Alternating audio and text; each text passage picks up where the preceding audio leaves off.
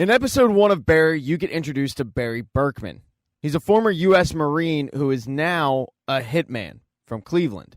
For him, killing people is the same thing as working at a Staples. The way he gets these jobs is from a family friend named Monroe Fuchs. Fuchs is kind of like his agent. After his latest job, he gets woken up in the middle of the night by Fuchs, who lets him know that the money from the job did clear. But there's a troubling trend that Fuchs has realized with Barry. He's taking too long to do the job. Barry claims that he's doing recon, but these extra expenses, one extra night in a hotel room, it adds up. Fuchs starts telling Barry he's a little bit worried for him. Barry's current living conditions, the way he's acting, it reminds him of the old Barry before Barry had a, quote, purpose. But Barry says, nah, I think I'm just burnt out. But Fuchs can't have Barry be burnt out. He's got another job for him. The Chechen mob is called. A guy named Goran Pazan needs Barry to kill somebody, but the more important thing is the money is great.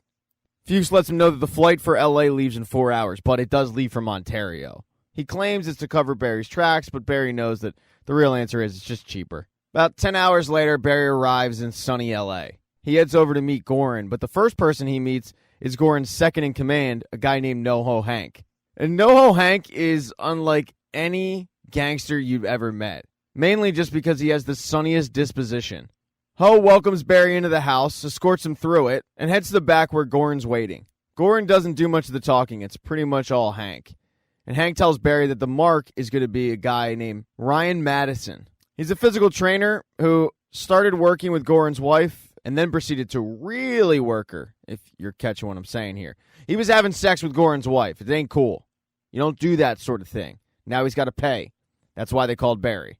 Now, the Chechen mob don't take this lightly. They're not just going on a hunch. Hank put a lipstick camera in the hotel room and actually caught them having sex. So they have video of this to prove it. Barry tells them, give me his name, give me his address. It'll be done in a couple of days. Barry then gets a package from Fuchs in the mail, and it's the gun with the bullets, no silencer, and starts tailing Ryan all around L.A. Eventually, he tails Ryan to a building, and when Ryan goes in there, he figures it might be an hour, but it's way longer than that. Barry ends up getting bored and walking towards the building and sees exactly what Ryan might be doing, and he hears a woman screaming outside. Barry thinks that there's a problem, so when he goes to check on the woman, he's pretty surprised to find that she's just an actress rehearsing some lines. Her name is Sally Reed. She's an aspiring actress, and she kind of snaps at Barry because Barry showing up kind of threw off her game. She doesn't have time to practice again because she has to go in and perform the scene, and Barry follows her in. And little did Barry know that he had tailed Ryan to Gene Cousineau's acting class. Barry just kind of chills in the back, watching Sally perform. Her first performance doesn't go to Gene's liking. He ends up calling her out on it. But from that, he ends up pulling a really great performance from her, and it blows Barry away.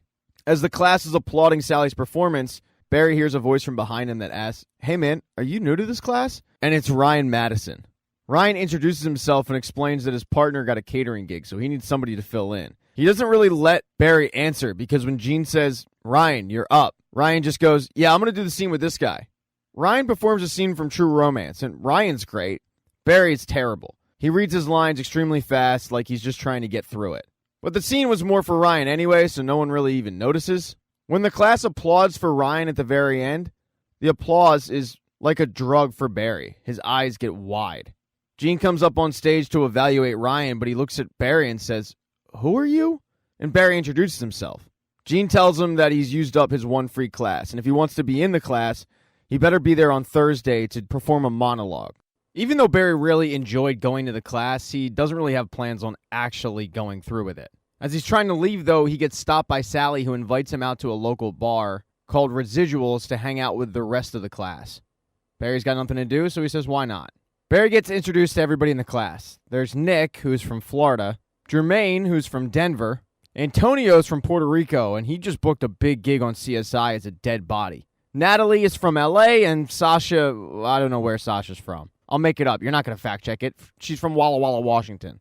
A song then comes on at the bar, and everybody wants to get up and dance. Sally tells Barry he should hit the dance floor, but he doesn't. What he does do, however, is kind of creepy. He sits in his chair and just stares at Sally. He's infatuated with her. But he's not the only one not dancing, because Ryan, who is drunk, is also not dancing. He moseys on up to Barry and tells him that Barry Berkman isn't a great stage name. He needs to go by something better, like Barry Block. Sally then comes over and asks Barry if he can drive Ryan home because Ryan has a lot of DUIs. Barry tells her, yeah, no problem. And then Sally kisses him on the cheek, so you can say things are getting pretty hot and heavy between the two. When Barry gets to Ryan's place, he tells Ryan that he doesn't think he can take the class, and Ryan thinks that's ridiculous, telling him he has to take this class. He even gives Barry Gene's book, saying that it changed his life. He's also willing to help Barry out with his monologue. The fact that Ryan is being such a nice guy takes Barry completely off guard. He can't kill him. Before Ryan leaves for the night, he gives Barry a big hug and then heads in.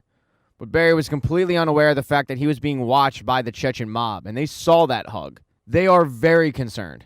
They call up Fuchs to voice their concern, and Fuchs actually goes so far as to fly to LA to talk to Barry about it. Feels like Barry's getting way too close to his mark. Barry explains that he followed Ryan all over town, but eventually he followed him to an acting class.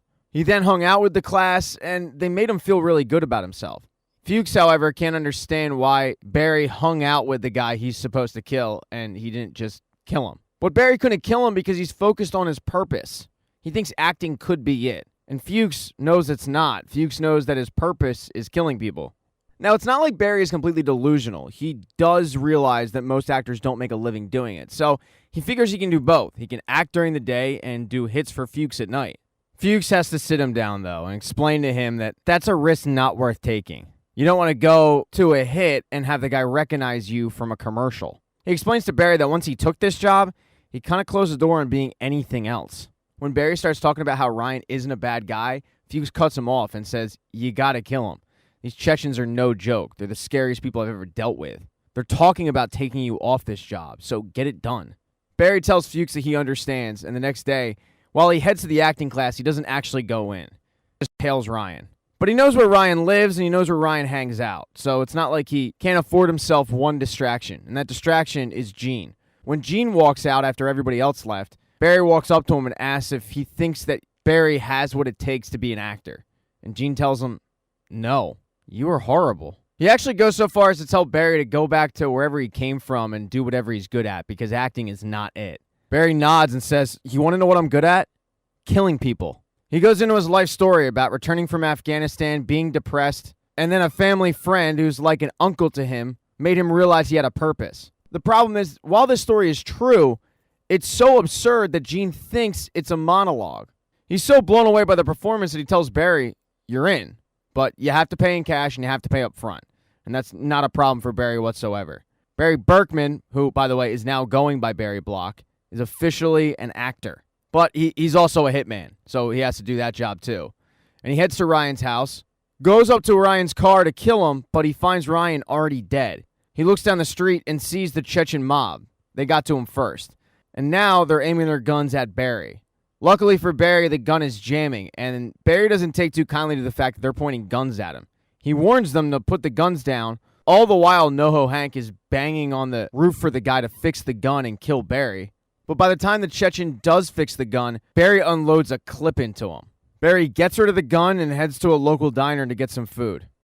In episode 2, Barry goes through his first acting class. With no Ryan, because Ryan's dead, he's teamed up with Sally. Gene, however, interrupts the class to let them know that he's gotten word that Ryan is dead. Surprisingly, this isn't the first student that Gene's had who got murdered during one of his classes. But right away, the class goes into mourning, and Gene lets them know that they should use this in their acting. Barry, however, doesn't really know what that means, so he has to ask Gene, how am I supposed to use this? And Gene tells him that acting is all about using your past, using past experiences and emotions to create magic in the present. Barry, however, really pisses off Gene when he says, maybe we can blow off some steam by putting on some wigs and playing some fun characters. Gene takes that as Barry not taking the class seriously, and Barry tells him that he's taking this class so seriously he's ready to quit his job to pursue acting full-time. Gene loves hearing that. Total commitment. But he does let the class leave early. As the class is leaving, Sally says, we should all have a memorial tonight. Natalie volunteers to have it at her place, but Sally acts like she didn't hear Natalie and says, we'll do it at my buddy's bar. He'll get us a deal. It'll be great. As Sally is talking about how everyone's going to perform a scene in class, Barry gets a text message from Fuchs telling him that the Chechens are out looking to kill them, and he has to head to the hotel ASAP. When Barry shows up, Fuchs gives him a giant hug. He's relieved that Barry's still alive. Barry, though, is pissed off at Fuchs. He told him to leave town, and he didn't. But Fuchs says, I'm not leaving town. This is war. The Chechens hired you to do a job, and then they double-crossed you? No, I'm sticking around for this. Barry tells him it's not about that. It's about the fact that there are more guys out there. It's not just about the guys in the house, but they literally have a full country called Chechnya. It's not safe for him to be there. It's also not good for Barry's acting business either, so he wants Fuchs out for 2 reasons. Fuchs then proposes that they both leave, but Barry says, no, I'm staying. It's my mess. I'll clean it up. Fuchs reluctantly agrees, but tells Barry, you'll get on a plane afterwards and come back to Cleveland, right? Get back to work? And Barry gives a very convincing yes. As Barry starts packing up Fuchs' stuff to get him out of town, he gets a phone call from Sally. He steps outside to take it, and Sally wants to work with him that night on a scene that her and Ryan did from the movie Doubt, which, if you haven't seen Doubt, it's a pretty serious movie. Not a fun scene at all. But Barry is just so thrilled that Sally wants to work with him that he doesn't care what they're acting out. But Barry is so distracted from the phone call with Sally that he's completely unaware right behind him Fuchs is getting manhandled by Chechens. When Barry walks back into the hotel room, he gets a gun to his head, and they take him and Fuchs back to the Chechen house. They're tied up, beaten up a little bit, and NoHo Hank lets him know that he's kind of angry, but he's willing to put that aside for now because rage is counterproductive. He also is well aware that if the situation were flipped, he would have probably done the same thing Barry did. Barry reminds him, though, that Hank did do what he did. He tried to kill him. Hank doesn't want to go back and forth. He brought Barry there for a reason. He asked Barry if he took any item from the car, maybe like a small blinking item. And Barry asks, hold on, you didn't bring that stupid lipstick camera, did you? Hank gets very uncomfortable and says, no, that would be crazy, right? And then the conversation gets interrupted when Goran walks in. Goran is more upset than Hank because Barry killed 2 of his men, one of which was one of the best assassins from Chechnya. Because he killed him, he put Goran in a really tough bind. The assassin had a job to do that night. Now he can't do it. Because of that, they want Barry to do it. He's got to head to a Bolivian stash house and take out some guy. Barry doesn't want to do it. He doesn't want to help the Chechens because they double-cross him, but he also doesn't want to kill some random person. Goran then starts torturing Fuchs. It doesn't last long, though, because Fuchs' screaming is interrupting Goran's daughter's sleepover, so they do have to stop. But they do put a knife to Fuchs' throat. It puts Barry in a tough bind, and he has to agree to kill the Bolivians. He does tell Goran and Hank, this is it, though. This is the only job. After this, I'm done. The Chechens agree and tell him, we're hanging on to Fuchs, though, until the job is done. But before Barry leaves, he gives them one message. If they hurt Fuchs, he will come back and kill every one of them. Barry then heads out and heads right to the bar to meet Sally to rehearse their scenes. Barry is, as usual, really bad at acting. But after a few practices, he heads out to the bar and just waits his turn. While he's waiting and the rest of the class are performing monologues that Ryan did, he gets a text message from NoHo Hank giving him the address, name, and a picture of the mark that he's going to kill. Right before Barry and Sally are going to go on and perform their scene, Ryan's dad gets up. And his dad is incredibly emotional. It gets so emotional that Barry walks out of the bar. He can't do it. Sally goes chasing after Barry to make sure he's okay, but Barry is not okay. She tries to tell him that the feelings he's having right now are the tools that he'll use in his acting toolbox. It's the whole reason the class exists. After a little bit, she's able to convince Barry to go back in the bar. They do not, however, go through the scene. Barry drives Sally home that night, and they talk about what a good decision it was they didn't do the doubt scene. She then asks Barry, what's your deal? I can't figure you out. And Barry doesn't really answer it. She then goes, no, this is a mistake. This is always a mistake. He's fine with that, but then she invites him in to talk about why they shouldn't sleep with each other. To her surprise, he says, no, I just wanted to walk you to your door. But Barry has a problem. The cops found that lipstick camera. The lead detective is Detective Janice Moss. She starts going through the pictures of the crime scene and finds that one of her partners, Detective John Loach, is crying in all of them, and that's because Loach and his wife recently split up. Moss kind of expected this, so the guys in tech now are over $50 each. They also suck at their job. At first, they can't find an adapter for the camera. When she comes back in to check on them hours later, they're stuck because the camera is password encrypted. They never stop her as she's trying to punch in a code, and eventually she gets locked out. Because of it, she's forced to call the FBI to get their help. But it's only a matter of time before they find out exactly what is on that lipstick camera. In episode 3, Barry goes to the Bolivian stash house, and he's waiting to kill this Paco guy. He's camped out, he's got his rifle, but before he can even do it, he gets a call from NoHo Hank telling him to hold off, because the Chechens have sent the Bolivians a bullet. Hank is literally waiting for the DHL package to go through. He wants to send a message to the Bolivians. And as soon as they get that message, then Barry has the okay to kill Paco. Barry starts cursing Hank out because he's got a clear shot of Paco, but he can't take it. He thinks the idea of mailing a bullet to send a message is the stupidest thing he's ever heard. He just wants to get this job done with so he can get Fuchs back. When he gets off the phone with Barry, Fuchs asks Hank, "This Bolivian informant seems like a pretty good guy. I mean, why are you sending a bullet? Honestly, why kill him at all?" And Hank lets him know that Goran's been workshopping this, quote, message for a while. They feel like Paco is the perfect person to receive it. And speaking of receiving, Goran receives great news. The Chechens are sending their hitman replacement. It's a legendary killer named Stovka. Right away, both Goran and Hank start freaking out with excitement. The way they talk this guy up, he's like John Wick times 10. Now they just have to wait for Stovka to show up. And Barry is waiting for something to show up. He's waiting for the bullet, which frustrates him even more because he really does have Paco just standing outside asking to be killed. He has to run, though. He's got his acting class to get to. They're going through an exercise where they're supposed to make you feel like you're in a place. Sally performs a scene where she's with her child at an ape pit. When Barry gets up there, though, he tanks. He can't think of anything. Gene basically has to hold his hand through the entire exercise. The good thing for Barry is his embarrassment doesn't last too long because Detective Moss show up, interrupting the entire class because they've kind of been able to discern that Ryan was killed by the Chechens and the Chechens were killed by some mystery person. So they figure that that mystery person either knows Ryan from the gym or the acting class. They're hitting up the acting class first. Gene isn't too thrilled when they interrupt his class, but when they flash a badge, he shuts up pretty quickly. They interview all of the students about how they knew Ryan, if anybody was out to hurt him, and there's the normal reaction of nervousness, but also confusement.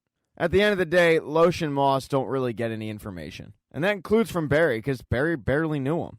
When Barry walks out of his interview with Loesch and Moss, he goes up to Gene and apologizes for his performance in class. He explains that he really couldn't see anything. Gene tells him, if you want to be an actor, get out of your own way. He thinks that Barry is in his shell and he has to break out. So the way he's going to help him do that is having him do a scene from Glengarry Glen Ross. When he's done talking to Gene, Sally tells him that she booked an audition. She's really excited because her quasi-agent said that they asked for her by name. The issue is she needs a ride. At first, Barry doesn't really want to take her, but reluctantly agrees. Everyone from the class starts leaving as well, and that includes Gene. But before he leaves, he stops by the office that Detective Moss was doing the interviews, and he hits on her aggressively because shooters shoot. Barry and Sally head over to the place that they're holding her audition. They start practicing some lines, and then she gets called in. But when she enters the room, she sees a familiar face. It's a girl named Liv that Sally actually did a TV show with. You would think this would be a good thing, but Sally's so thrown off, especially when she finds out that Liv is playing the lead on this show. And what hurts Sally the most is the fact that on the original TV show where these two met, Sally was the lead. This girl was sixth. Unfortunately, the show never aired because of bad timing. It was about a roller derby team, and it was called Bonnie and the Boston Bombers. So, you can't change that kind of name. You just scrap the show. But this moment is having a negative effect on Sally. She's realizing just how little progress she's made in her career. In fact, it's making her feel like she's going backwards. Liv also tells her that she asked them to bring Sally in. They really didn't think that Sally was right for the role, but Liv told them that she was great. Sally does put in an emotional performance, but it has nothing to do with the words on the page. It has to do more with where her career's at. As Barry is waiting downstairs, he gets a text from NoHo Hank that tells him that DHL has arrived with the bullet, and he's got the okay to kill Paco. As soon as Barry closes his phone, Sally walks down the steps. He can tell that Sally's been crying, and he asks if she's okay, and she says, "My son fell in an ape pit, Barry." And then she just cries right into his arms. She then suddenly says, let's go do something. Let's hang out. And Barry tells her, "I'd love to, but I got to go to work." She kind of looks at him puzzled and says, "Didn't you put in your 2 weeks' notice?" And he makes up a lie about how a new shipment's arrived and he has to get in there. She apologizes, saying, "You're right. I mean, you've got to pay the bills." And then they walk out to the car together. But they're being watched by one of Goran's men. No idea if Goran's guy followed Barry to his spot where he was planning on killing Paco, because that's exactly where Barry goes. He's got the lines from Gene for Glengarry Glen Ross. He's going over it, and he's waiting for a clear shot to kill Paco. He gets a phone call from Hank wondering if the job's done, and Barry says, no, I'm waiting for a clear shot. It's called being professional. He hangs up on Hank because he gets a phone call from Sally. He starts telling Sally about how many lines he has to read, but she just cuts in with venting about her situation with Liv. The whole day's made her feel like she's just a horrible actress, and Barry has to tell her, no, you're the best actress I know. Sally then asks Barry, can you come over? I just don't want to be alone. And Barry tells her, all right, I'll be over in 30 minutes. This means that Barry has to speed things up. He can't wait for Paco to just come out and give him a clear shot like earlier in the day. He has to go kill this guy now. So he sneaks into the house where Paco is getting the phone call that the Bolivians received a bullet. So the good thing for Hank is message received. The bad thing for Barry is Paco ends up seeing Barry and taking off. Barry, though, is able to wrangle him down, choke him out, and kill him. He starts driving over to Sally's place, talking to her on the phone, and then he gets a phone call from Hank. He yells at him, it's done, release Fuchs, and he continues on his way. As soon as he gets to Sally's, she kisses him, and they end up hooking up. Back over at Goran's place, it was a pretty eventful day. Stovka arrived, but he is old as hell. I mean, this guy's got to be 85. Goran tells Stovka in Chechen that they hired this Barry guy to go kill a Bolivian. But when he gets back, Stovka is to kill both Barry and Fuchs. And he's saying this right in front of Fuchs. And for Fuchs, it's not hard to figure out the message. Because of this, as soon as Goran leaves, Fuchs goes into damage control, trying to talk Stovka out of it, saying that he can just walk away, start a new life in America, find a girl. Through conversing with Stovka, Fuchs finds out that Stovka is actually like 45. But Stovka has done a lot of soul searching recently. Because he was forced to come to America, he lost his family, and he can't take it anymore. Or maybe he just can't take Fuchs not shutting up. Either way, instead of killing Fuchs, Stovka ends up killing himself. It leaves Goran in another tight bind because this is the second hitman he's lost in about a week. On top of it, Goran realizes he can't tell his family about this. They're going to be livid. Fuchs sees this as an opportunity. He starts selling Goran on Barry being the Chechen hitman. Goran brings Fuchs into the dining room and gives him a meal, although he's still chained up. And Fuchs gives Goran his professional opinion. He asks Goran, what exactly do you want? Goran tells him that he wants what the Bolivians have, which is a stash house that makes a ton of money. Fuchs tells him, then go get it. You're trying to create this mood with a bullet. I mean, this isn't theater, it's business. If you want to get a man's attention, take something away from him. Goran's a little hesitant because the Bolivian that runs the stash house is a guy named Cristobal Fuentes, and he's a little crazy. Fuchs tells Goran, here's what you do. You take his stash house, and when he comes up to L.A. to deal with it, you kill him too. Of course, Goran wouldn't kill him. Barry would. As Barry lays in Sally's bed, she decides to set him up with a Facebook account. They've added everybody from class, and then she asks, is there anybody else you want to add?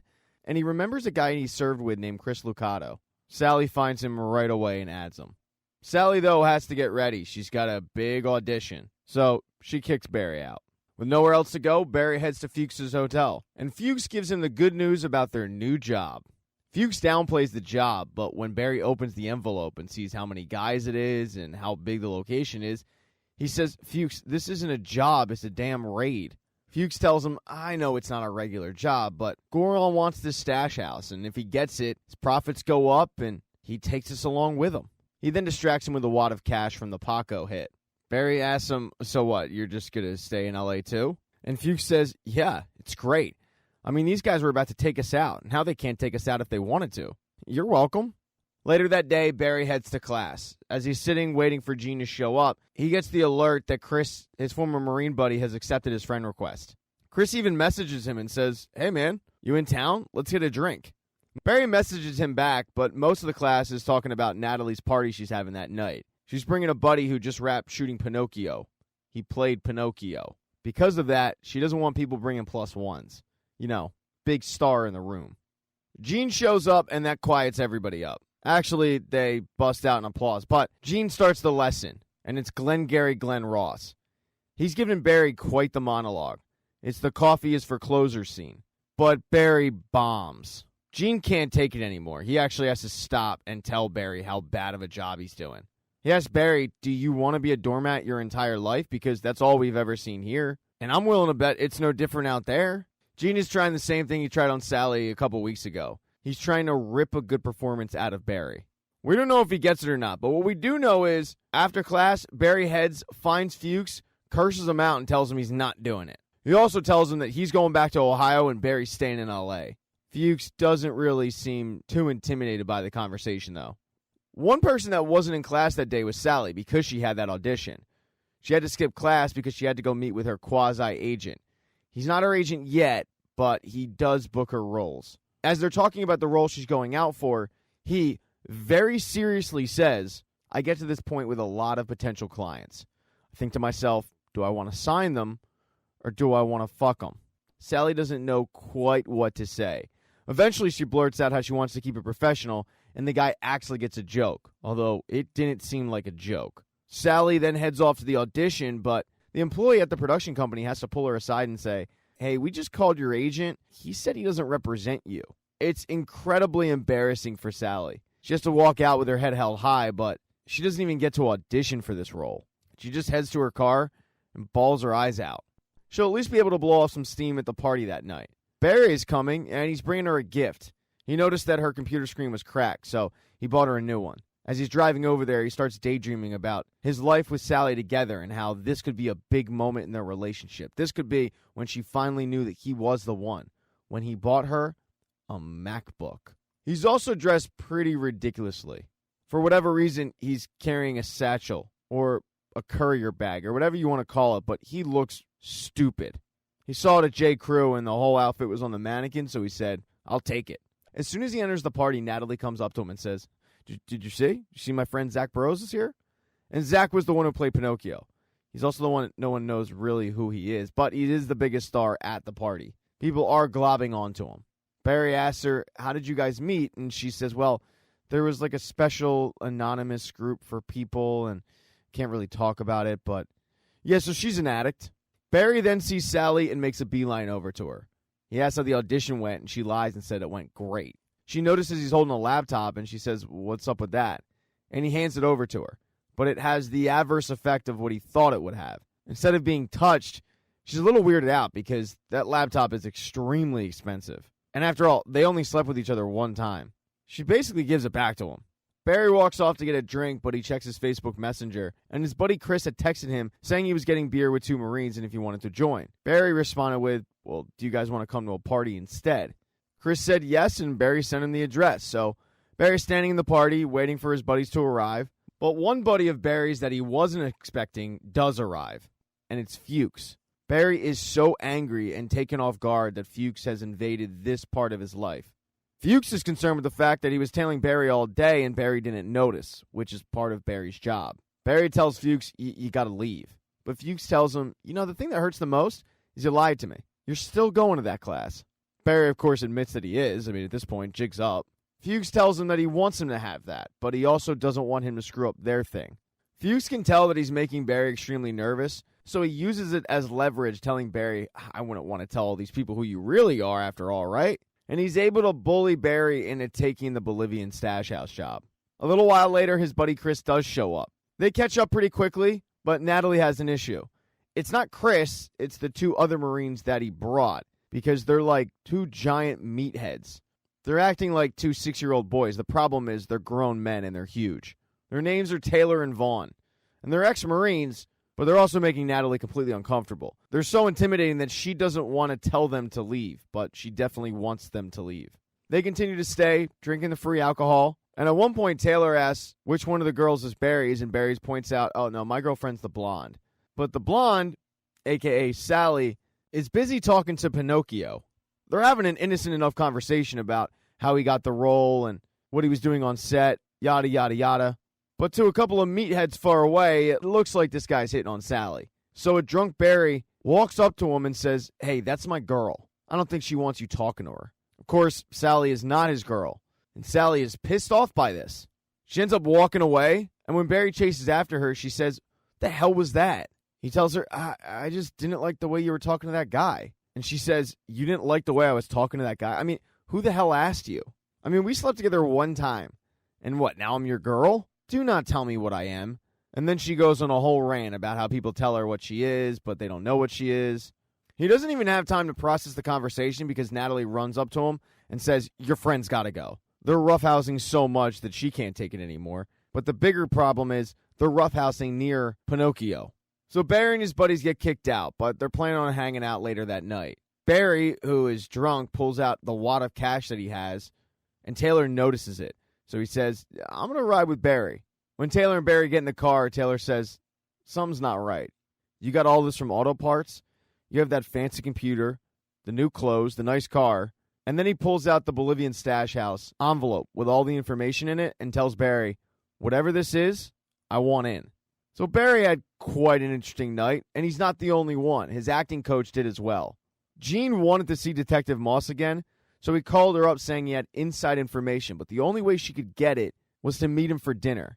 She was waiting for the FBI to find out exactly what was on that lipstick cam, so instead of just wait around, she decided, what the hell, let's see what the guy has to say.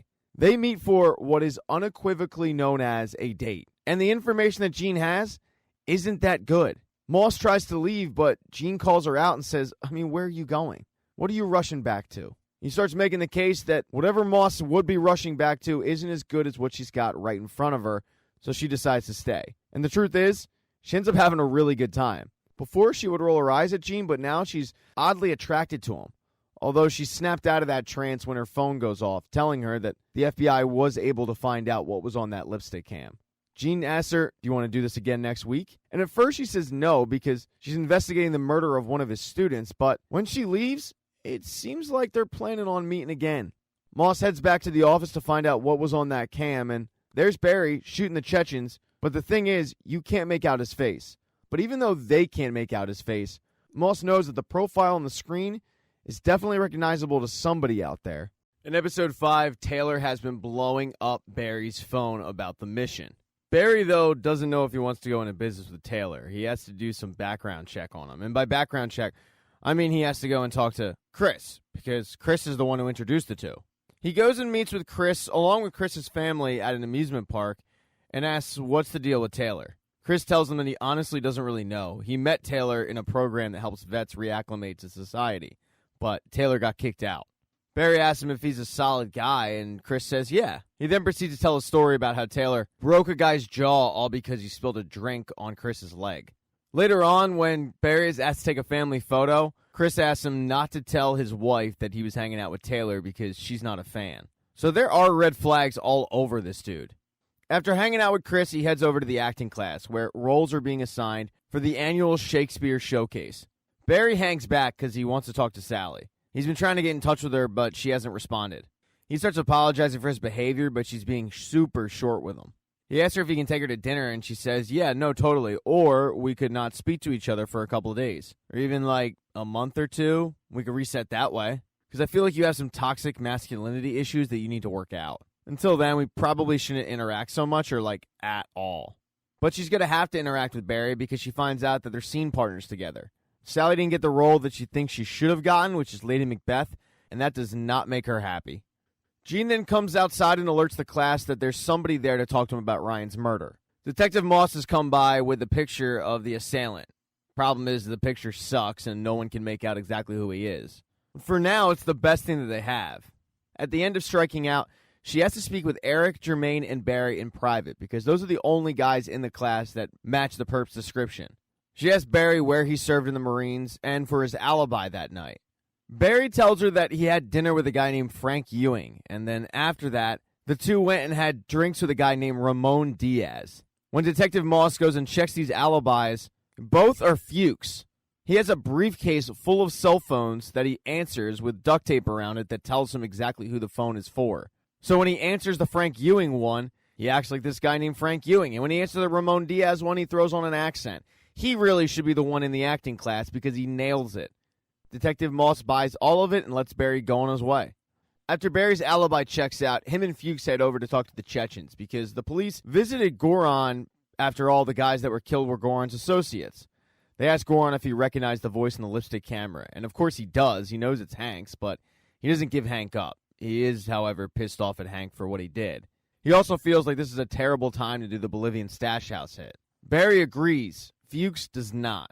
He takes Goran aside to have a one-on-one with him to try to convince him to do the Bolivian stash house hit. It's just Barry and Hank's a little nervous because he knows since the police showed up, he's probably a dead man. He looks for sympathy from Barry, but Barry doesn't give him any. He says, Goron should kill you. You brought a lipstick camera to a hit. You're an idiot. When Goron and Fuchs return, Fuchs has been able to convince Goron to put the hit back on. That doesn't really sit well with Barry because he just got grilled by a cop, but Fuchs puts on the charm and convinces him that he can do it, no problem. He agrees to do it, but he tells Fuchs about Taylor and the fact that Taylor wants in on the hit. The two head back to the hotel room, and after he's had some time to think about it, Fuchs has agreed to let Taylor in on the hit. That's all very surprising to Barry. He thought that the Taylor angle would have Fuchs call the hit off. Fuchs, however, seems dead set on doing this hit. He does tell Barry when it's over, you gotta kill him. Barry is conflicted about that because Taylor is a Marine, but Fuchs couldn't care less. Feels like he just knows too much and he's gotta go. The two argue back and forth about whether or not Taylor has to die. When the voices in the room kind of settle, Fuchs looks at Barry and says, you do know that Taylor has to die, right? And deep down, Barry does know. And Fuchs has this way over Barry where he's able to convince him to do things he doesn't want to do, and this is another example of that. The next day, Barry heads off to acting class. And Barry's in a fine mood, but Sally isn't. She's still jealous over the fact that she didn't get Lady Macbeth. Sally decides to point out that it's not working with Natalie as Lady Macbeth. This prompts Jean to stand up and ask the class what the scene is about. They start talking about the stain in Macbeth and what it means for killing. Barry, though, actually having killed people, disagrees with the sentiment. The more the class talks about it, the more that they're painting Macbeth out to be this psycho murderer.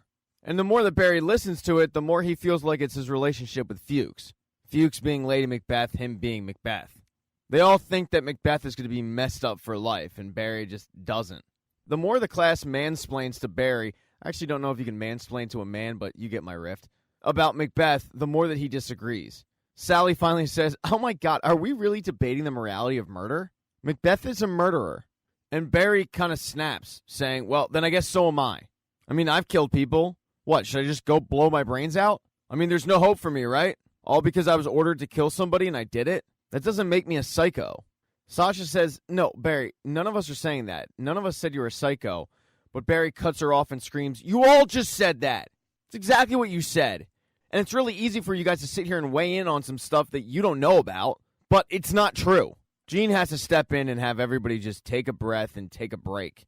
The fact is, the class never thought about what it means for soldiers. So Jean says, I think we can all agree that if you kill outside of war, then you're a psycho. That really doesn't help Barry either, and he ends up leaving the class early. He heads back to the hotel room and has dinner with Fuchs. The rest of the class feels really bad about what they did. They all forgot he was a Marine. And Sally's the only one to speak up saying, does that really make what he did okay? I mean, he screamed at us. I think he owes us all a huge apology. Nobody really seems to agree with her on that, though. But now that we're talking about apologies, Natalie demands one from Sally about Zach, who was that Pinocchio boy. Natalie felt like she kind of called dibs, and Sally's the one who ended up leaving the party with him. And that is something that everybody agrees on. It's pretty awkward in that bar. At the same time that they were arguing about how bad Sally sucks, Detective Moss and Detective Loach were arguing. Because all three suspects alibied out, but something in Moss's gut tells him that they're not finished and they're just missing something, which Loach thinks is ridiculous. After work, Moss needs to blow off some steam, and there's only one place she can do it. Gene Cousineau's house. She jumps on top of him as soon as he opens the door, which he is all for. But that is the same night as the Bolivian stash house hit. After having dinner with Fuchs, Barry calls up Taylor and the two meet up. They go over the floor plan and exactly what they're supposed to do. The two Marines then head in. Two Marines versus a stash house full of Bolivians. When they enter, the Bolivians, they're in shock. Barry and Taylor light them up. They quickly start making their way through the stash house, picking off the Bolivians one by one. But Taylor gets tired of just sticking to the plan, and he straight Leroy Jenkins into there. And if you don't know what that means, after this video, go Google Leroy Jenkins. Classic video. Taylor is bogged down, but he is taking out the Bolivians. He does need backup, however, and he's calling for Barry to give it to him, but Barry is frozen still. As Barry is contemplating what to do, he gets pistol whipped by a Bolivian. He wakes up with all the Bolivians dead and Taylor standing there. Taylor is so pumped up, especially when he finds all of the money that they had. After all, the mission was just to eliminate the targets. They said nothing about the actual stash in the stash house. But now's the time where Barry has to kill Taylor. He can't bring himself to do it. And when he meets with Fuchs in the morning, Fuchs is ecstatic because he thought that Barry was dead for sure. So he's just happy to see his old friend again. He also starts talking to Barry about how difficult it must have been to kill Taylor. And that's when Taylor shows up. Barry introduces the two, and Fuchs is stunned. So like it or not, Taylor is in on the operation. And in episode 6, that doesn't sit well with Fuchs. The three of them are surveying the location where the Bolivian boss will land once he finds out the stash house was hit. Fuchs is still fuming about what happened. He knows that Barry is just trying to stick him with Taylor so he can go off and be an actor. It really infuriates him. After surveying the location, Taylor and Barry go to hang out at Taylor's place, which looks like a frat boy's house. There's pizza boxes, there's beer bottles, there's posters on the wall. Oh, and he's watching porn. Barry starts pitching Taylor on taking over the operation, becoming Fuchs' #1 go-to guy. But when Taylor finds out that Fuchs takes 50% of the cut, he is out. He doesn't like Fuchs already. The fact that he takes 50%, he feels like he's ripping Barry off. He also thinks it's suspicious that if it's such a good job, why does Barry want out? Barry covers that up by saying he just wants to branch out and do different things. Taylor asks him he won't let you do those other opportunities. And Barry says it sounds like that, but it's not the case, even though it completely is. That's when Taylor says you should probably just kill the guy. He then gives Barry his cut of the stash house money, which is a whole lot. But Barry doesn't want it because it's dirty. It's got to be cleaned. Barry then tries to get the conversation back to Taylor becoming Fuchs' go-to guy, and he tells him that if he just gives Fuchs a chance, he'll see that he's a great guy. But the way that Taylor sees it, he could kill Fuchs, take that money he just gave him, and go off and live his dreams. Barry goes to the bathroom and starts visualizing what that dream would be. But as he's in there, Taylor is outside dumping all of that money into Barry's backpack. So when Barry leaves, he has no idea that he has a backpack full of dirty cash. Barry then heads off to acting class. While Barry and Taylor were talking about Taylor taking over the job, Goran, Hank, and Antonio head to their new stash house. As they're celebrating their mini victory, Antonio shows Goran all the photos he took of Barry not doing the job. He doesn't like Barry because Barry killed his brother, which Hank says, you got to get over that, man. But this backfires on Antonio. Goran gets angry at him because the whole point of hiring Barry was so there would be no connection to the Chechens. With Antonio following him around, there is now a connection. Goran tells him under no circumstance should he kill Barry. And if he can't kill Barry, Antonio's going to do the next best thing. He's going to try to kill Sally. Sally is at the acting class, as is Barry. And shortly after arriving, Barry feels the need to apologize to the class for jumping down their throats. They in turn apologize to him for being insensitive to his previous history. Barry then dips into his bag to get his script, and that's when he sees the money. He knows that he can't just walk around town with it.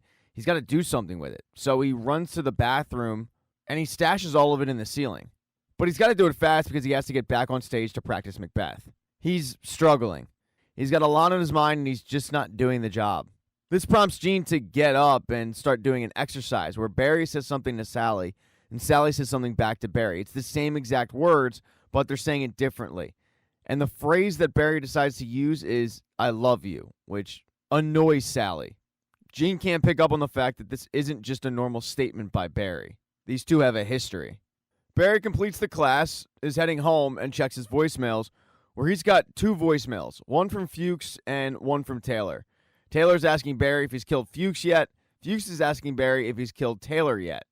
Barry can't live like this. He knows he has to do something, so his solution is to call up Taylor and tell him that he's just going to do this job alone. He cites a lack of manpower and the fact that he wants to be low profile, and Taylor doesn't really react. He just keeps saying to Barry, Now that that's done, Barry can plan to do this job tomorrow by himself, like he always wanted to. But back at the acting class, Sally sticks behind to talk to Gene. She feels like her scene isn't working. She's not challenged by her role. So what she proposes to Gene is that she become Macbeth. Gene eventually agrees to it, and Sally is on cloud 9. She's thrilled. As she's walking out of the acting class, she's unknowingly being followed by Antonio, but she has a guardian angel. Janice had also stopped by the acting class. Her and Gene have been a regular thing for about a week, but she figured that she needed to break it off with him. After all, she still is investigating the acting class, even though every one of her coworkers says not to. Jean asks her if she continues to investigate the class because she wants to deny what they could have together. She thought about it, went into work, and took down all of the pictures of the suspects from the acting class, closing it out. She then headed to the acting class to let Jean know about it, and that's when she saw the suspicious guy following Sally to her car. She started asking him a series of questions, and something about this guy just did not sit right with her at all. Mainly his accent and the fact that she couldn't picture him being an actor. She tells him to freeze, and he runs off. She runs after him. They get into a shootout where eventually Janice ends up killing Antonio. She calls the police, including Loach, and not too long later, the building where the acting class is located is swarmed by police. Janice also finds the money that Barry stashed away. She can't figure out what it all means. Her best theory is that maybe Ryan wasn't just sleeping with Goran's wife, maybe he was using her to be in business with the Chechens, using this place as a quasi-stash house. The one question that Loach has, though, is if Janice decided that the acting class had no leads, what was she doing there? He knows the answer. He knows it's Jean. And she apologizes, saying it's over. She's now ready to go to work. The next day, so does Barry. He has to get to work. But when he heads down to the hotel lobby, he's surprised to see Taylor in full-on fatigues, looking like he's ready to go to Fallujah. He's not quite sure what Taylor's up to and tells him, you gotta leave, and then he sees it. Taylor's not alone. It's Taylor, Chris, and Nick, all in a car. Taylor heard what Barry said. He didn't have enough firepower, so he gets some. They're heading to the location, and Barry tries to tell Chris to get out of the car, but he won't. Like it or not, these four guys are about to go to battle together. But the plan that Barry, Fuchs, and Taylor had concocted about doing this somewhat stealthily doesn't end up happening. Because when Taylor put Barry's money in his bag, he saw Jean's book, and he read it. In the book, Jean talks about making the unsafe choice, and heading straight into this location would be unsafe. And in fact, it is. Barry begs and pleads for them to turn around, but Taylor doesn't do it, and the car is riddled with bullets, killing, at the very least, the two guys in the front seat, Taylor and Nick. Episode 7 picks up with the aftermath. Barry and Chris survived, and unfortunately for them, it was just bad timing. They showed up 2 minutes too late, because the head of the Bolivians, Cristobal, flew in, touched down, and that's exactly when Taylor came in Rambo style and got himself killed. One of Cristobal's men goes to check who exactly just tried to kill them and sees that it was two guys in a military uniform. He also sees that somebody got away, so he starts looking for Barry. He radios Cristobal to tell him, and Cristobal decides to phone up Goran, which comes as a complete surprise to Goran. He explains to Goran that he had to fly in because he found out that Goran took his stash house, and if Goran had just called and asked to go partners in on the deal, he would have agreed to it. The picture that Fuchs had painted of Cristobal being this bloodthirsty monster could not be farther from the truth. He's actually a super nice guy. But since Goran just sent a hitman to kill him after killing most of his guys, he has to retaliate. Goran tries to explain that that same hitman killed a few of his guys as well, so it should be even Steven, but Cristobal doesn't see it that way. As Goran and Cristobal are talking it out, Barry is trying to elude Cristobal's guy. He also has an issue because he's supposed to be at practice that day, and his phone is blowing up from Sally wondering where he's at. Eventually, he's caught, but the Bolivian who catches him is unaware that Chris is standing right behind him with a gun. For whatever reason, though, Chris is frozen still. He can't shoot the guy, even though Barry is screaming at him that he needs to, because if that Bolivian radios to Cristobal, they're both dead. It's a pretty close call, but eventually Chris pulls the trigger, killing the guy, and the two get the hell out of there. But now Barry needs to get rid of the gun, drop Chris off, and get to practice. Doesn't leave a lot of time to fill Fuchs in. And Fuchs is a little concerned because he hasn't heard from Barry yet. Fuchs ends up calling up Hank, and Hank tells him Barry's dead. Because all they were told by Cristobal was two military guys. They just assumed that it was Barry and somebody else. And Fuchs, hearing that, thinks that it was Barry and Taylor. Fuchs is depressed. Even later that night, he calls up Hank, and the two start talking about the fact that they're shocked Barry isn't there anymore. After being all sentimental, Fuchs asks Hank, "So, are we good?" And Hank says, "Oh, no, we're not good. Goran is pissed at you, because you convinced him that Cristobal was this horrible monster and the Bolivians needed to die, but apparently he's a super nice guy, and now we have to go to war with him. So wherever you go, we're going to find you and kill you. Not great news for Fuchs. But Fuchs will feel better once he finds out that his friend is alive. Barry arrives at acting class where Sally first questions where he was because he looks like crap, but then fills him in on the fact that the police showed up, found all that money, and now think that Ryan was connected with the mob in some way. They then get ready for practice, and Barry just has one line to say, but Chris has been blowing up his phone. Chris is freaking out a little bit, and Barry tells him, "You gotta relax, man, and stop calling me." It distracts him so much that he misses his line. When he finally does deliver it, he delivers it pretty poorly. Gene sits him down to have a conversation because he thinks Barry's on drugs. And as far as Gene's concerned, that's a normal progression for an actor. He understands it. But when Barry tells him he's not on drugs, that's when Gene gets truly concerned. Because if Barry can't deliver one line, one simple line, then maybe he can't be an actor. So Barry has to stew on that for the rest of the night. But now that they've found the money, the cops have reopened the case. And they've bugged Goron's phone. So they have the entire conversation with Chris Duvall taped and recorded. As they're listening to it, they hear Goron talk about this military hitman that he hired that killed a bunch of his men as well. There's only one person that fits that description from the acting class, and it's Barry. Moss grabs Barry's picture and heads to Facebook looking for Barry Berkman, but she doesn't find anybody.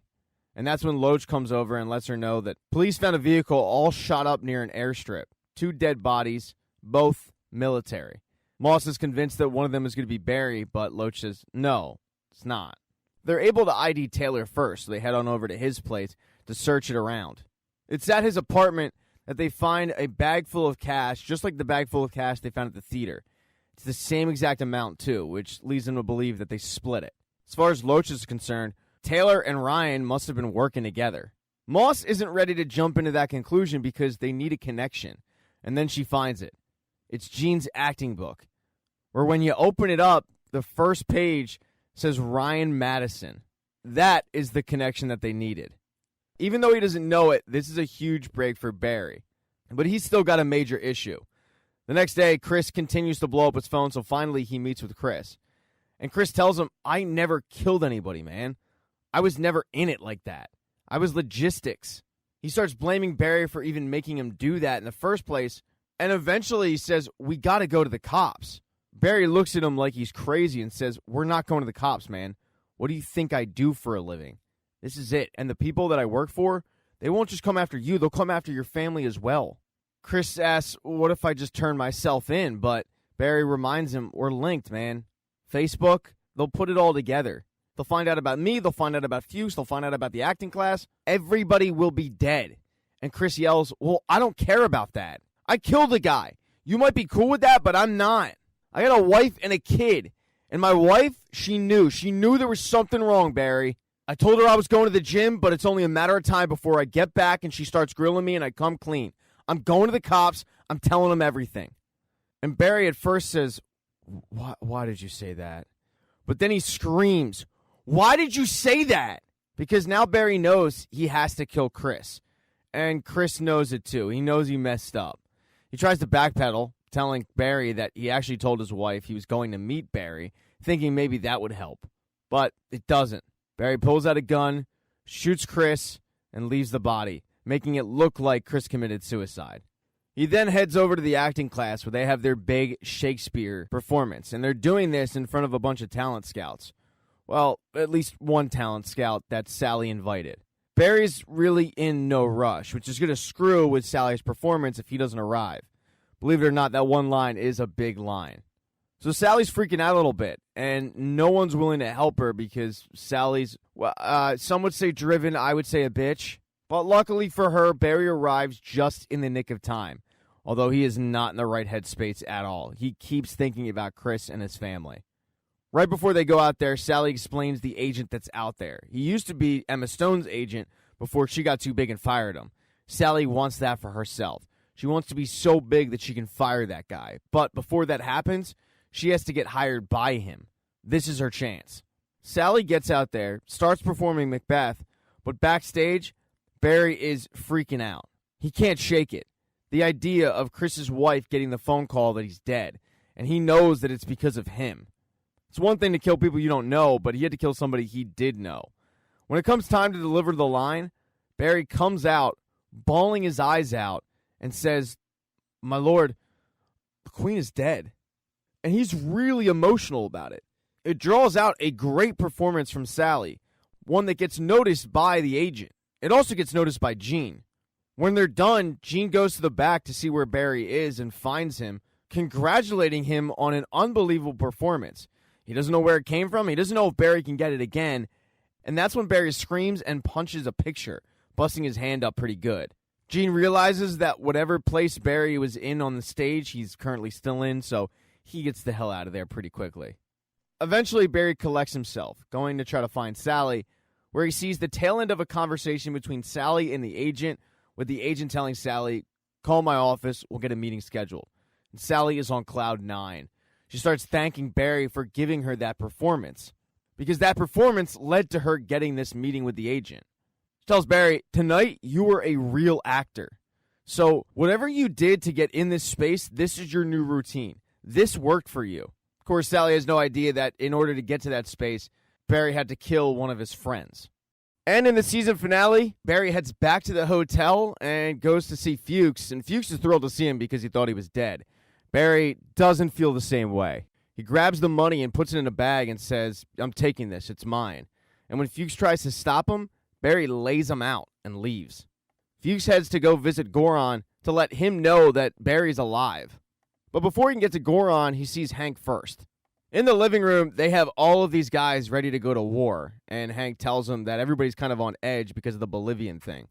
They make their way to the garage where Goron is still very pissed off at Fuchs. He feels like he screwed everything up by forcing him into a war with the Bolivians. Fuchs tries to bring up the point that it was Goron who said he wanted the stash house, and Fuchs just kind of pushed him to go get what he wanted, but Goron doesn't want to hear it. He then tells the whole room that Barry's alive, which comes as a huge shock to Hank. He can't believe it. But Fuchs is about to double-cross Barry, because he tells Goron, "I know where he is, and I can give him to you. All I want in return is to know that me and you are good." But Goron isn't interested in the deal, because he knows where to find Barry. He knows all about the acting class. And that definitely puts a wrench in Fuchs' plans. One of Goron's men then punches Fuchs' tooth out. They strap him down into a chair, and they introduce him to the new torturer of the group. Everybody then leaves Fuchs and the new guy into the room to let the new guy kill Fuchs and chop him up. Goron's whole plan is to kill Fuchs and then head to the acting class to kill Barry. But Hank points out, if I'm Barry, I'm not sticking around for this acting class. I'm leaving town. Goron, however, has heard enough from Hank. He doesn't really think he's loyal, and he thinks he's an idiot. And he's partly right. Hank isn't loyal. He sneaks away and calls up Barry, who has made his way to the beach, to let Barry know that they're coming for him at the acting class, and he should avoid it. So if they're heading for him, he might as well head and kill them first. He heads over to the Chechen's house, where Goron is getting into it with the new guy about why Fuchs is still alive. And that's when Barry shoots up the entire room, killing all of the Chechens, including Goron, and leaving Fuchs alive. The two then get out of there before they have to kill any more Chechens. And the only Chechen left is Hank. He drops by the garage to give everybody some refreshments, and that's when he sees everybody's dead. And then he hears police copters, because Moss and Loach got a warrant to search the property. And Hank knows they're coming for him. He's able to get away and sneak off to the stash house, where he meets up with Cristoval. Or at least it looks like Cristoval. It might be another Bolivian. But Hank is now firmly in control, and he plans on linking up with the Bolivians and taking over the entire town. It's ironic, too, because they're watching the police press conference where they're putting it all together. Ryan and Taylor working together to put these two drug families at a war together so they could gain from the profits. Barry doesn't see any of it, because Barry drove Fuchs to the airport and told him to get lost. He never wants to speak to him again. Fuchs has no choice but to leave town, although he's doing so without his tooth. Barry wouldn't allow him to grab it at Goron's house, and it is picked up by the police. After he drops off Fuchs, Barry heads to the bar, where he lets Sally know he's done with the acting class. And she can't believe it, because the two work really well together. One of the reasons why he's dropping the class is because he doesn't know if he can ever get to that state again. He doesn't want to dig deep into that process. Sally reveals to him that she used to be married, and the guy used to beat the crap out of her. In order to get that emotional on stage, she thinks about that moment in her life, and it helps. It's tough, but it makes her a better actor. She then tells Barry that she wants to do a play with him, called The Front Page. Barry's never heard of it, but he also can't say no to Sally. A couple weeks later, they're practicing their lines for the front page at a beautiful lakeside home that belongs to Gene. And Barry's life couldn't be any better. He's now with Sally. They're happy. And Gene is with Janice. Janice arrives and Gene starts showing her around the place. She then notices that the poster for the show doesn't say Barry Berkman, it says Barry Block. And Barry explains that's his acting name, it just sounded better. The four then have dinner that night, where after discussing Barry's goals in acting, Gene tells Janice and Sally that the first time he ever heard Barry's monologue, it was amazing. It was all about this soldier who was only good at killing and came back and wanted to be an actor. He was blown away by it. Barry, however, gets extremely uncomfortable because if Janice is smart, she can easily put all of this together. She doesn't lead on that she's on to anything, though, just continuing normal dinner chit-chat. But she heard all of it and did file it away, and late in the night, she sneaks off to the dock to covertly look up Barry Block on Facebook. Barry Block leads her to Chris Lucato, who leads her to Taylor. She now knows that it was Barry the entire time, but she has a big issue. Barry is standing right behind her. Barry tries to explain that he used to work for some people that had him do terrible things, and he realized what he was doing was wrong. He did what he had to do to get out of it, and he's in a great place now. So if she could just possibly find it in her heart to just ignore everything that she just saw, it would do everybody a world of good. Problem is, Janice can't do that. She's a cop, and she knows now that Barry is a murderer. She tells Barry to start making his way back up to the house, and Barry is pleading with her not to do this. And there's a reason for that. It's because he hid away a gun with a silencer on it. Barry has no choice but to kill Janice. He then goes off, hides her body somewhere, and gets back in bed in the wee hours of the morning as if nothing happened.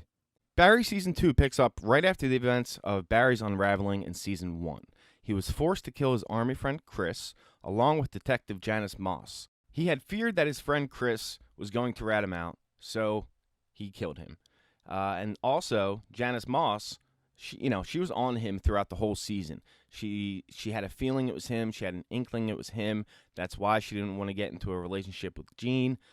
But she figured it out. She had him dead to rights, and he had the gun hiding behind the tree, so he killed her. But, in his opinion, he is a hitman out of the game starting now. The first scene we get in Season 2 is with Fuchs' new hitman attempting to pull a job for a new client. Things go smoothly at first, as he kills both of the men in the apartment. The struggle happens, however, when he realizes he was given the wrong combination to the safe that he was attempting to crack open. He decides to shoot the safe at point-blank range. The bullet ricochets off, gets him in the leg. Not good news for Fuchs, who is learning that replacing a hitman is not as easy as he thought. The new hitman then shows up to the motel where Fuchs and the new client are waiting. There's sirens blaring behind him, and that should be an obvious sign that something went horribly wrong. Fuchs doesn't seem to notice this. He casually opens the door and tells the new client, "You gave us the wrong code." Out of nowhere, the new hitman is killed by police. Fuchs then plays innocent, puts his hands up, and surrenders. Enter Barry for the first time this season, as his acting class is in disarray from Gene missing with his girlfriend Janice presumed dead. Barry convinces the class that the show must go on, and he says he will direct, basically denying Janice's death, trying to keep hope that she's alive, and he's trying to put all this in the past and move on with his new life. Now we are shown what NoHo Hank is up to. Hank is loving the new truce he has made with the Bolivians. He says they are super great at acquiring cargo, while Hank's team is really good at repackaging said cargo. To Hank, all is well. The bromance between Cristobal, the Bolivian boss, and Hank, the acting U.S. Chechnyan boss, has grown even more since Goran was murdered by Barry, going so far as to call Cristobal Baby Tony Robbins. All is going well for Hank until Esther, head of the Burmese crime family, shows up. Hank doesn't like her sight immediately because apparently she is his biggest competitor. Cristobal sees a very big opportunity here for all three of these families to work together. She says she has a monastery that allows her to bring whatever she wants into the country, including heroin. Cristobal has been wanting to get heroin into the rotation of the illegal goods they're dealing, so he wants to bring her on board. Esther says that her and her team would provide smugglers and assassins, while Hank and Cristobal would provide a safe house as storage for all their stolen goods that they are going to sell. Hank says his Chechnyan men are already great soldiers, while Cristobal kind of laughs it off. Then, out of nowhere, Esther decides to stab herself in the hand to show how tough she is, pretty much ending the debate on who is more badass. Hank is now forced to work with his biggest enemy. He has no choice because Cristobal has already made up his mind. Barry then checks in on Gene at the perfect time. Gene is being interviewed by the police, and he is telling them that he is convinced that Janice is not dead. He thinks she might be out there missing, or maybe she is dead and her body's just out there, so he wants the cops to just keep searching the grounds. Detective John Loach, who was Janice's former partner, he's convinced that the Chechnyans killed her or took her, and that there's no reason to search the ground because he is sure that she is dead. Then we go back to Hank's stash house. He receives a bullet in the mail as a threat. The Chechnyan bosses back in Chechnya believe that the Bolivians killed Goran and that Hank is now working with them, so that would make Hank a traitor. Hank then comes up with an idea to get him and Barry out of this situation. Blame the murder on Esther. Hank shows up as a master in disguise to Lululemon, Barry's job, to tell him about the situation. He wants Barry to kill Esther to tie up all the loose ends, because Hank did give Barry the heads up that Goran was trying to kill him, basically taking Barry's side over Goran and letting Barry kill Goran. Barry also saved Fuchs in this act. Oddly, Barry has no time for this, telling Hank he doesn't fucking care, and he also calls him an idiot, and he demands him to leave his workplace.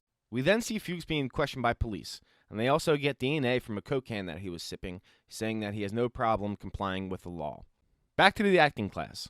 They are ready to put on the show, as ready as they can be without Gene, and then all of a sudden, Gene shows up. Gene then says to the crowd that is sitting there waiting for the show to begin, "I wasn't here to oversee this production, so I cannot allow this play to go on with my name attached to it." Gene also tells his class that he will be shutting it down and closing the class for good. But Barry pleads with him to stop and think about this. Gene then counters, saying talking about Janice right now would be just as hard as you talking about the first time you killed a man in the army.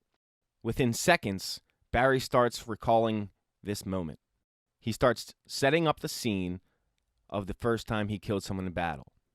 Gene, seeing what is happening, motions for two classmates to go on stage and to reenact the story as it was told by Barry.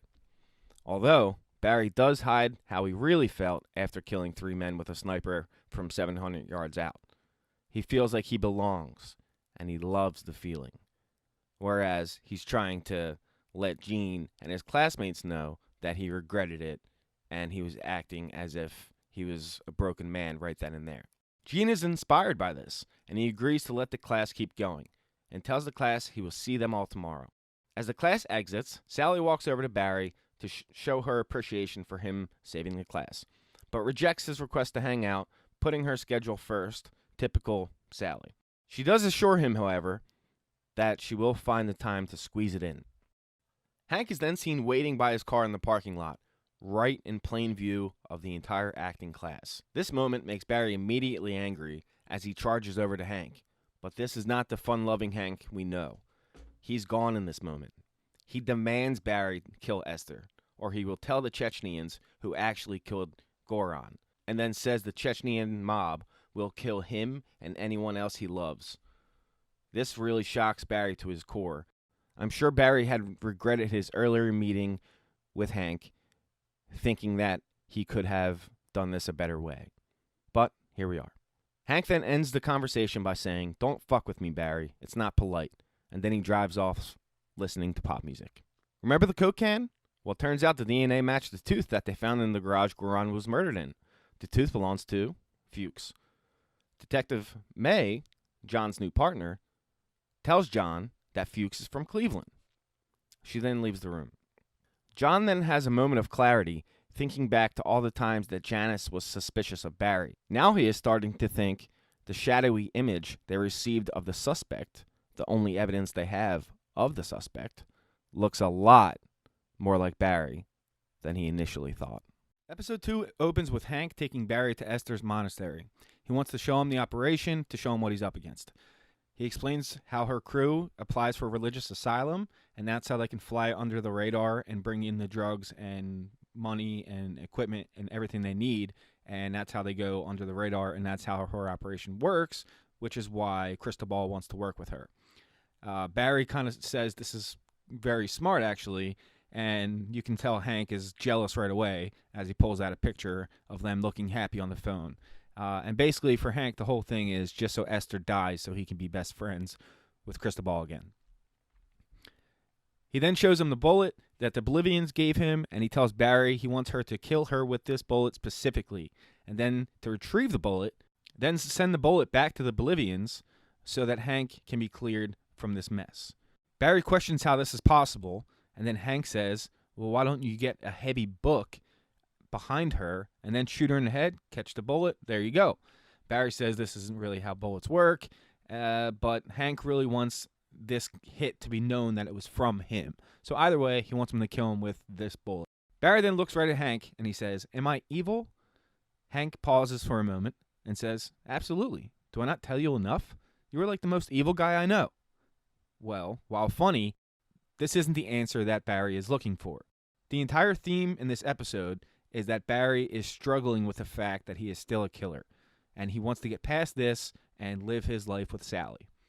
The acting class is then shown giving their personal stories, because Barry's story touched them so much, and this also revitalizes Gene's mood, because now he wants to make a show based on this. He wants everyone to perform their own most personal tragedy, and they will have a show based on this, and he thinks that it will sell better than the past shows they have been doing.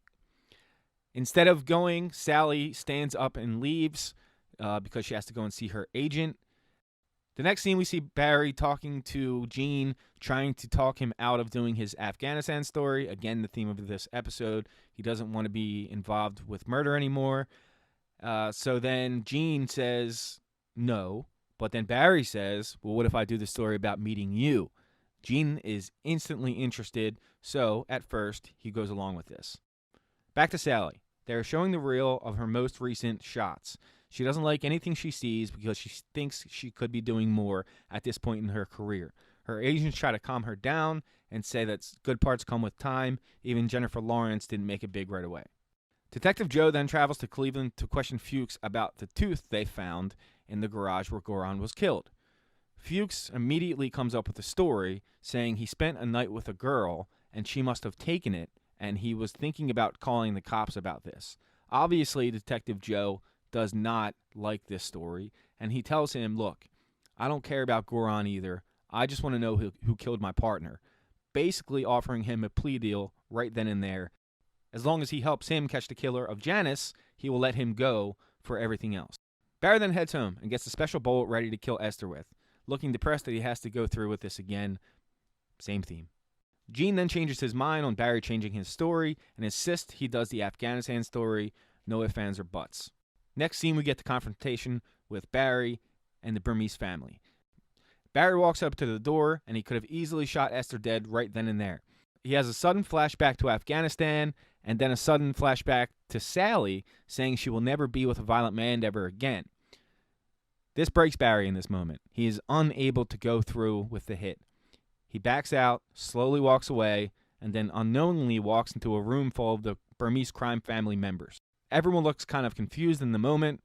Then Barry runs away. They chase him down the street.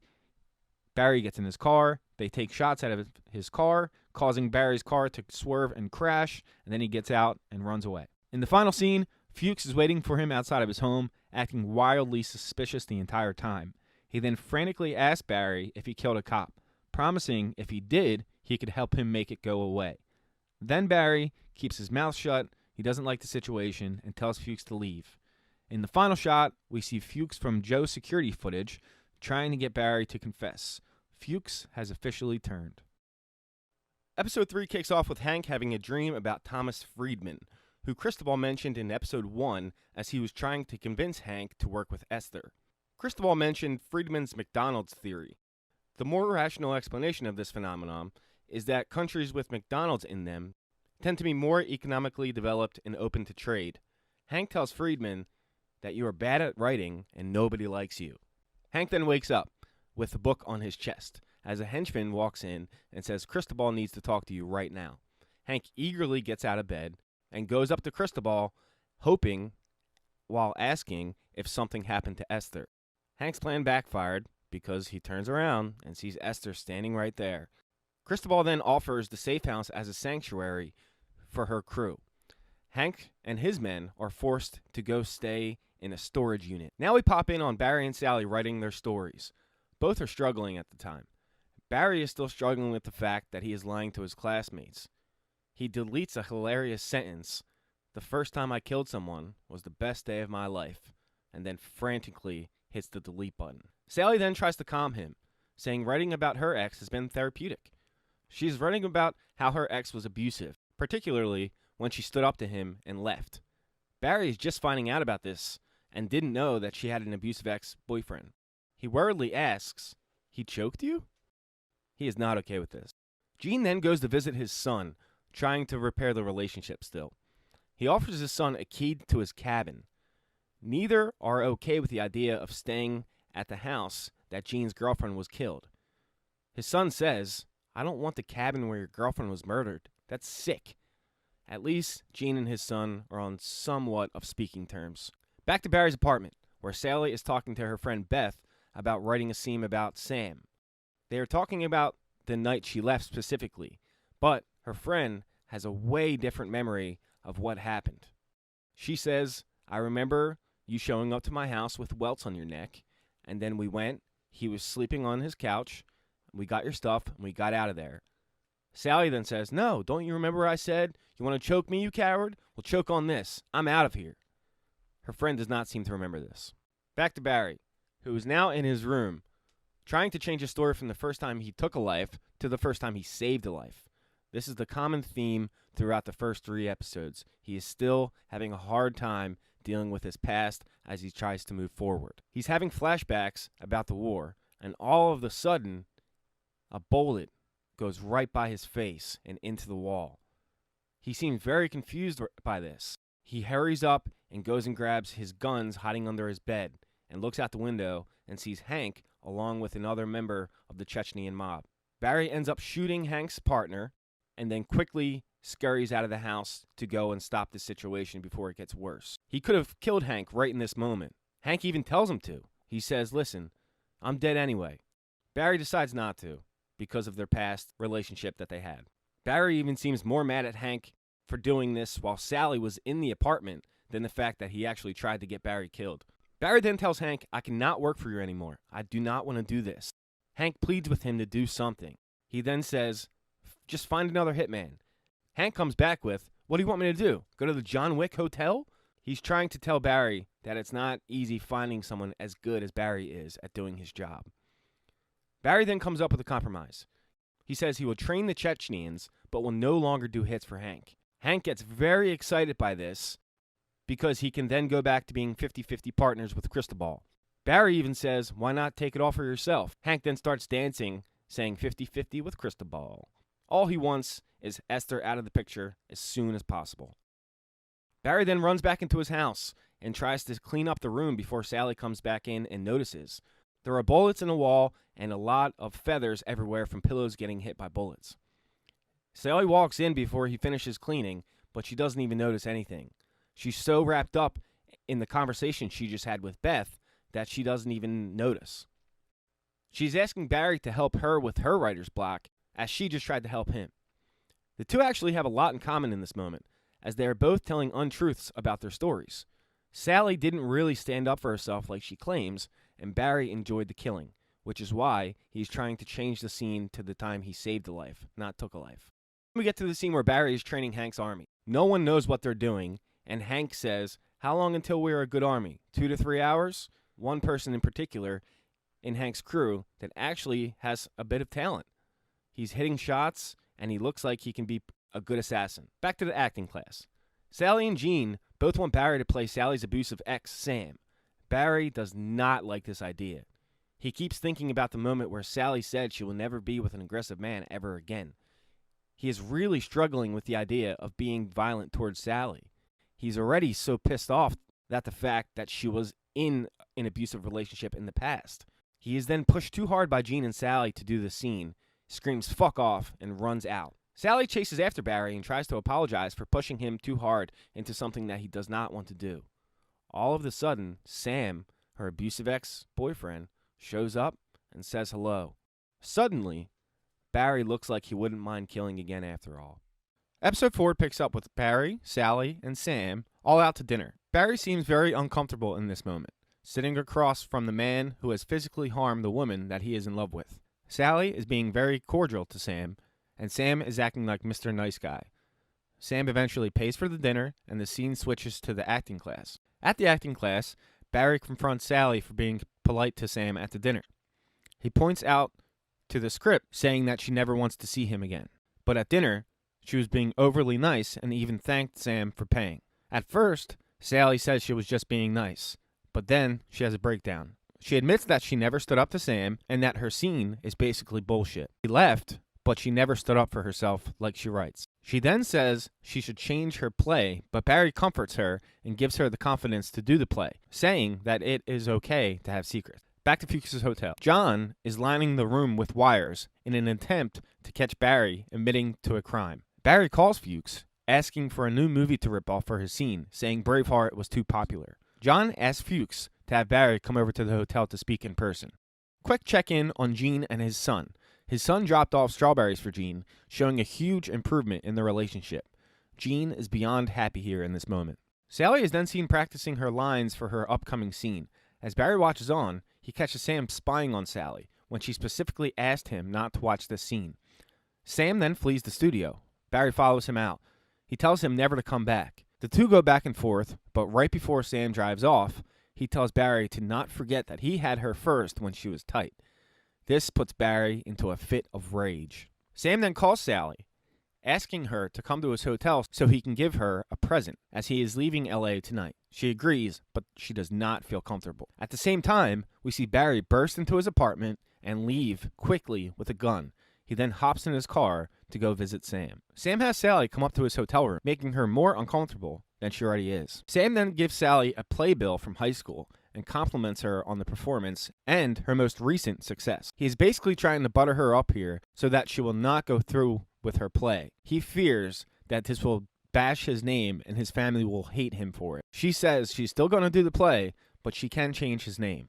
This is still not okay with Sam, as he hit the wall right next to her head, making Sally want to leave even more. As she opens the door to leave, we see Barry pointing a gun right at Sam. But no one notices this because of the argument going on between Sally and Sam. Sally leaves, Barry leaves, and he goes to his car and freaks out for what he almost just did. He calls Fuchs. Fuchs tells him to never contact him again and to not come to his hotel, basically warning him that he has turned and he doesn't want to rat him out anymore. Barry then visits Gene and has a talk about the war. He has hid this secret since the beginning of the series, and he asks Gene if he can tell it to him, but is worried that Gene will look at him differently after this.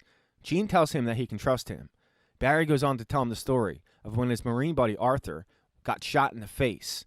This put Barry back into pure rage mode, and he went to the closest house where he saw a witness shut the door, thinking this was the person who shot his friend. He burst into the house, and without thinking, shoots this man to death. The other Marines near him told him that this was not the man who had shot Arthur. The officers above him pulled some strings and got Barry honorably discharged. Gene says he basically got away with murder and to never tell this to anyone again. Gene does go on to comfort Barry, saying he is not a monster, and just because of past mistakes, it doesn't mean he can't change. And he has seen change in Barry. This makes Barry extremely happy, so he goes to visit Fuchs against his wishes. When he gets there, Fuchs is attempting to escape the hotel by climbing out of the window. Barry notices this and asks him to go inside so they can talk. Barry goes on to tell Fuchs about the conversation with Gene. Fuchs is trying very hardly here to get Barry to be quiet, but Barry is in such a good mood, so he goes on to do it. He admits to killing Janice on tape. Joe then bursts in, pointing his gun at Barry. He tells Fuchs to leave so that they can talk together. Barry thinks he is caught red-handed and everything is done at this moment. But then things change. Joe shows a picture of Ronnie Proxon to Barry. This is the man who his wife left him for. He says, "Kill Ronnie and this all goes away." Barry, shocked by this, replies with the episode title. What? Episode 5 is definitely the most self-contained episode in the season. Barry is now in another situation where he finds himself being used as a hitman. As Detective Joe told him in the last episode, kill Ronnie, the man Joe's wife left him for, and all is forgiven. He would no longer try and take him down for the murder of Janice Moss. We're then shown Ronnie, Barry's intended target. He pulls into his driveway and walks into his house carrying a six-pack of Budweiser. Barry catches Ronnie by surprise, but Ronnie does not seem to be intimidated in this moment at all. Barry asks him a few questions, including confirming his name, Ronnie Proxon. Otherwise, for Barry, as he says, may have been awkward. Ronnie calmly complies with all of Barry's questions. Barry then goes to find that Ronnie has relatives in Chicago and comes up with the following plan. He admits to Ronnie that he's been sent there to kill him. He does go on to reiterate that he will not be doing that. He wants Ronnie to go and stay with his relatives in Chicago for at least a year. He even offers him money for any inconvenience this may have caused. Ronnie, again, complies, walks into the other room. As Barry follows him into the next room, he notices an absurd amount of trophies and medals for Taekwondo. He asks Ronnie who they belong to. Ronnie raises his arm, acknowledging that it is him. As Ronnie starts walking back into his bedroom, he is acting as he is packing up his stuff while Barry is talking, and then out of nowhere, kicks him hard as shit in the stomach, knocking Barry to the ground. Ronnie walks over Barry's body and makes sure he's knocked out. He then decides to get on a phone call. This is where the chaos truly begins, as Barry starts fighting him. He is making comments during the fight, saying that this is not what he wanted to happen, this is not how he wanted things to play out. Both of them are catching many lumps here, as Barry is bloody at this time, and Ronnie's windpipe has been broken. Barry mentions this to Ronnie a few times, but Ronnie keeps attacking him. He eventually passes out because he cannot breathe. At this point, Barry thinks Ronnie is dead. Barry then tries to leave the scene, but just then, Lily, Ronnie's daughter, walks in, dressed in Taekwondo gear. She warily goes in to check in on her dad. Barry follows her into the room, saying everything is going to be okay, he is not going to hurt her, and that he is just going to take her to Chicago for a little while. He cannot find her.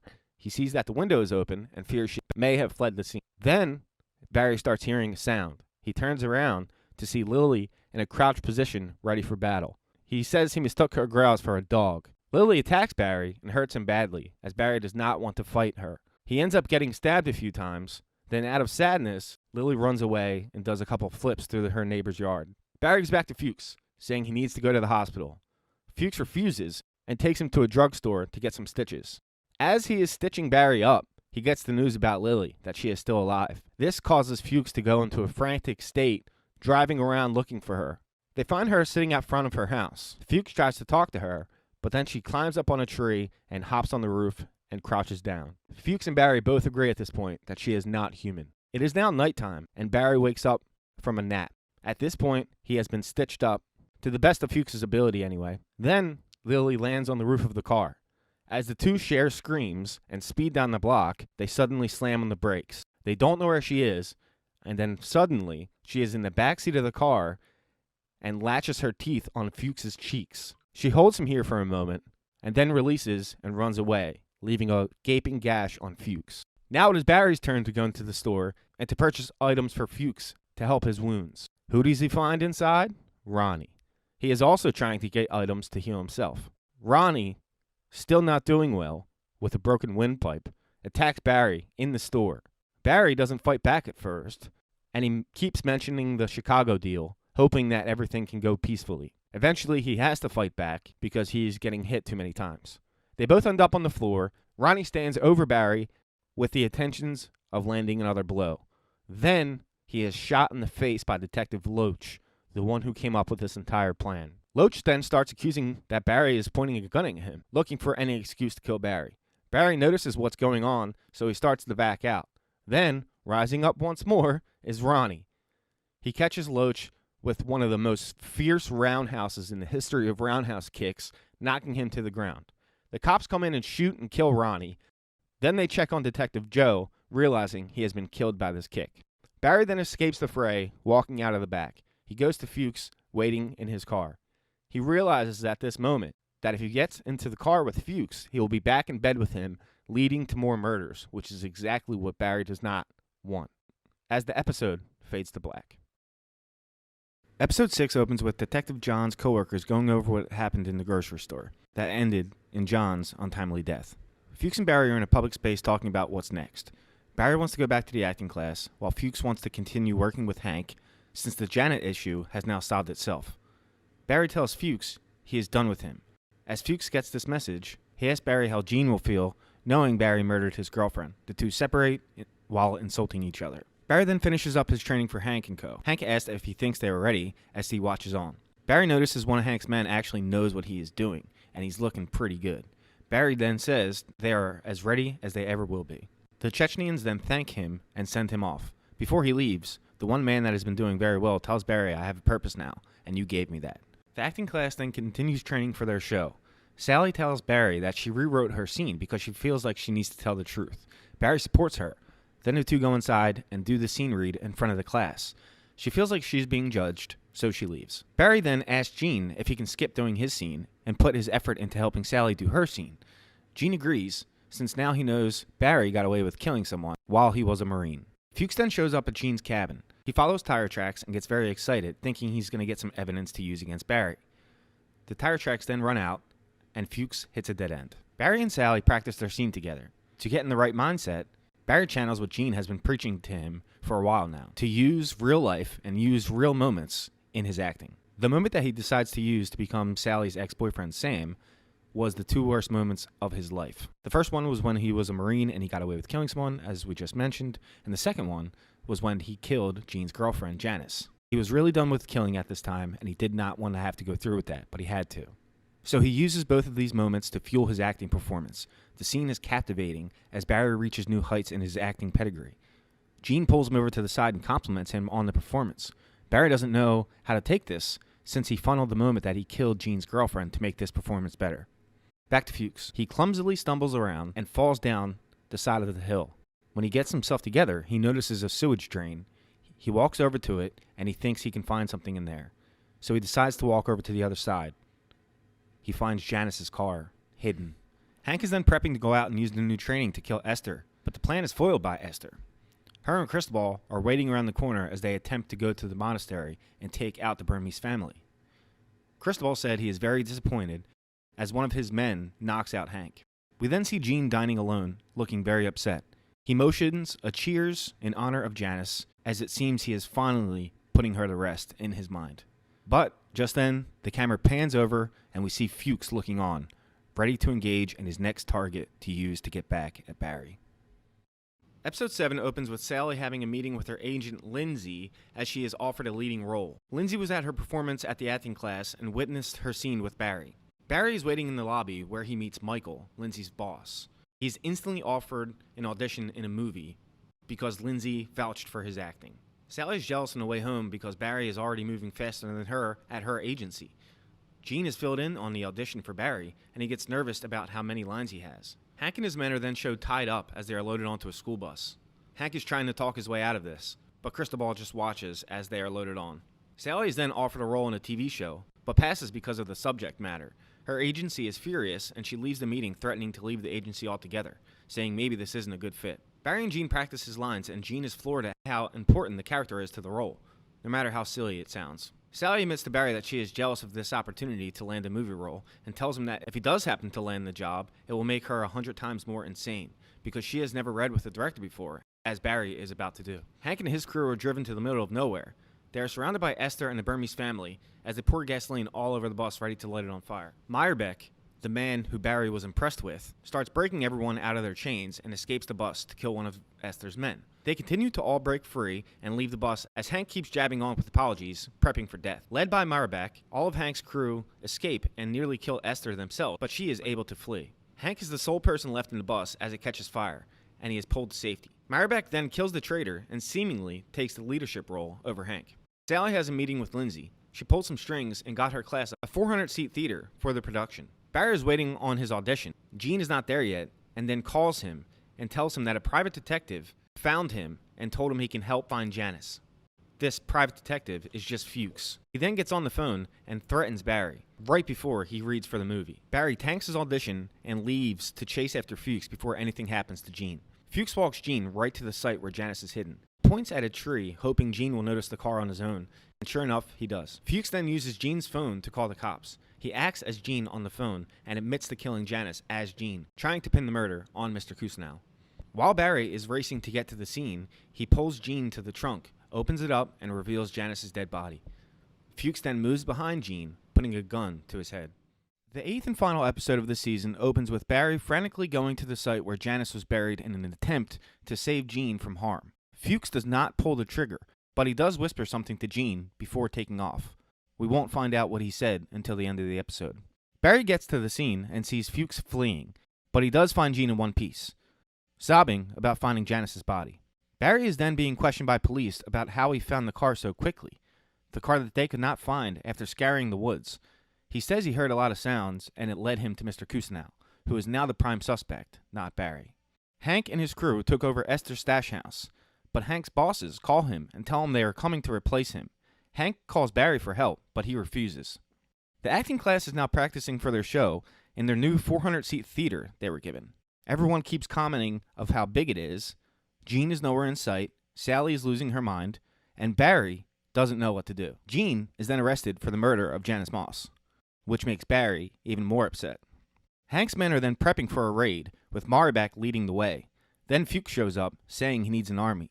The Bolivians and the Burmese family show up for war, as Fuchs sneaks out to go play peacemaker with Cristobal. It seems to work, as Hank and Cristobal make up, but Esther is not amused. Barry and Sally get ready for their scene. Barry seems out of it, so Sally smacks him to try to get him into the place before the scene starts. Sally improvs the scene, flipping the table and embarrassing Barry. He walks off. She gets praise for the scene. Everyone loved it. She does not know how to take this. Jean is then let go. His son came to pick him up and let Barry in on the news that he has been cleared for the murder. Barry had called Jean's phone, but his son answered to let him know what had happened. Turns out, when Barry got to the crime scene, he slipped the pin Hank gave him, which means the debt has been paid in Chechenian.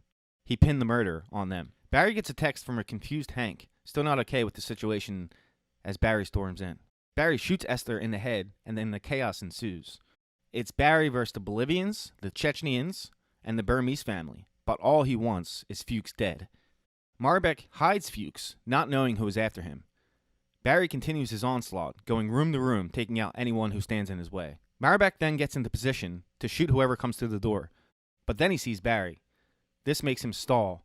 Barry does not stall, and he kills Maribek with no hesitation. But it's too late. Fuchs has escaped. After the battle, the Chechenian boss walks in to find a bullet on Esther's body, the same bullet the Chechenians gave to Hank as a threat. He placed it there to pin the murder of his boss on Esther. Barry, waking from his frantic state, now notices he has killed Maribek, and he realizes when he gets into rage mode, it doesn't matter who is standing in his way, as he has a soft spot for Maribek, and probably did not want to kill him right there. The final scene of the season is Jean laying in bed thinking about Janice. He then remembers what Fuchs had said to him. Barry Berkman did this. Thank you so much for watching that recap. Shout out to Dan from the podcast Scene Invaders. I'm also on that podcast. For doing the recap, I really appreciate it. If you like the recap, hit a thumbs up. If you don't, hit a thumbs down. Please consider subscribing to this channel. I would really appreciate that. If you know somebody that needs a recap of Barry once Season 3 comes around, please share this recap with them. But once again, thank you so much for checking this out.